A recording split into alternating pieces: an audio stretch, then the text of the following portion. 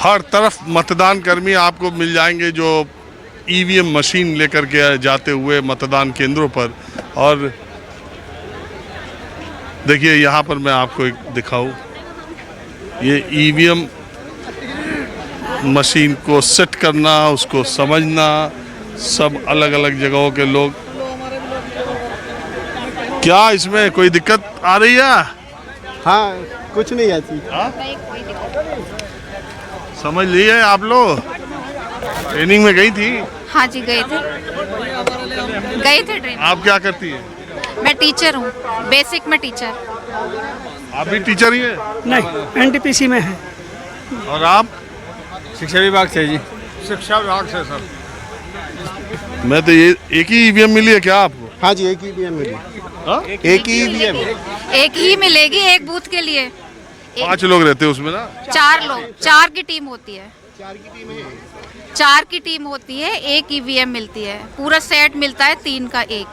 Depend करता है candidate कितने। हाँ, वो तो मालूम है मुझे। कैंडिडेट 24 अगर होते हैं तो एक ही ईवीएम, अगर 24 से ज़्यादा हो जी हाँ, तो उसमें इंक्लूड कर दी जाती है दूसरी। तो दिलचस्प बात ये बता दूं कि एक ईवीएम में 16 कैंडिडेट्स के नाम आ सकते हैं, 16 उम्मीदवारों के, और एक कंट्रोल पैनल यूनिट जो होती है वो 24 ईवीएम को जोड़ सकती है। तो कुल मिला के 384 अगर कैंडिडेट्स हैं तब तो ईवीएम से चुनाव होगा। लेकिन अगर कैंडिडेट्स की संख्या 385 हो जाए तो फिर उस लोकसभा या विधानसभा क्षेत्र में बैलेट पेपर से चुनाव कराया जाना पड़ेगा, क्योंकि ईवीएम वहाँ पर काम नहीं कर सकती।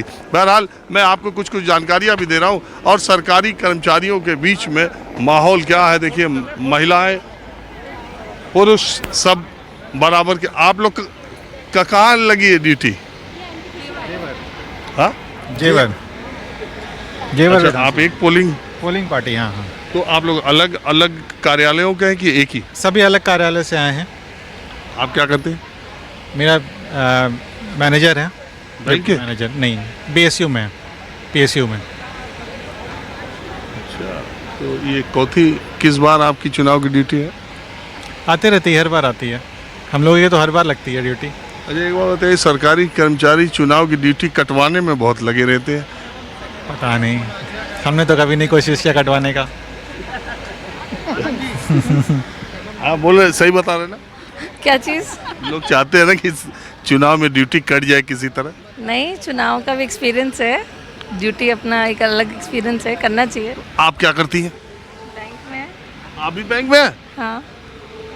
बैंक में तो दिन भर एसी में नौकरी करना, और यहाँ जो धूप हीट वेव्स चल रही है तो ये अलग। पंखा है, पंखे के सामने बैठे हैं, शेड है, चल रहा है काम। ठीक है, मैनेज हो रहा है। हाँ? मैनेज हो रहा है, ठीक है। सब मैनेज हो जाता है। और बताइए, आप बताइए। बढ़िया। पंजाब नेशनल बैंक में ही हम भी हैं। हम भी पंजाब नेशनल बैंक में ही हैं। ठीक है।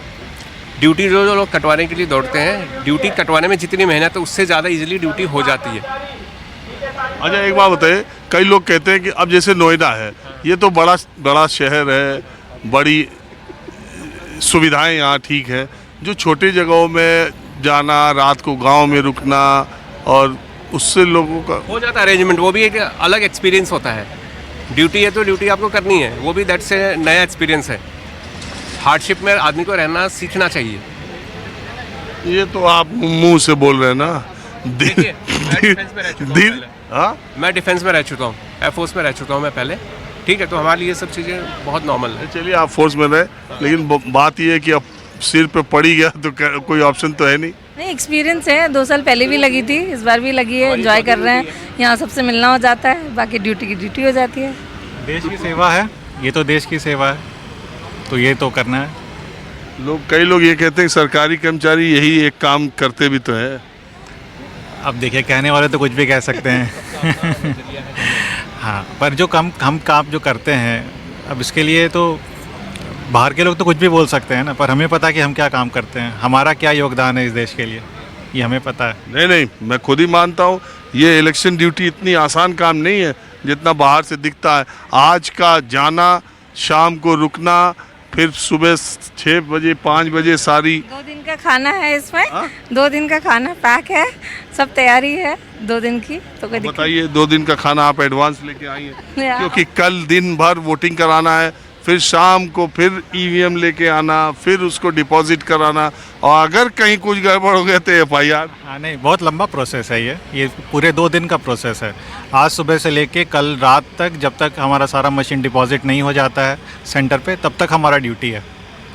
और देखिए, मैं जब यहाँ आया तो रुक रुक के यहाँ अनाउंसमेंट हो रहा है कि फला पीठासीन अधिकारी तुरंत अपनी जानकारी दें, अपनी अटेंडेंस बताएं, उनका पता नहीं चल रहा है, अगर नहीं किया तो उनके खिलाफ तुरंत एफआईआर दर्ज कर दी जाएगी।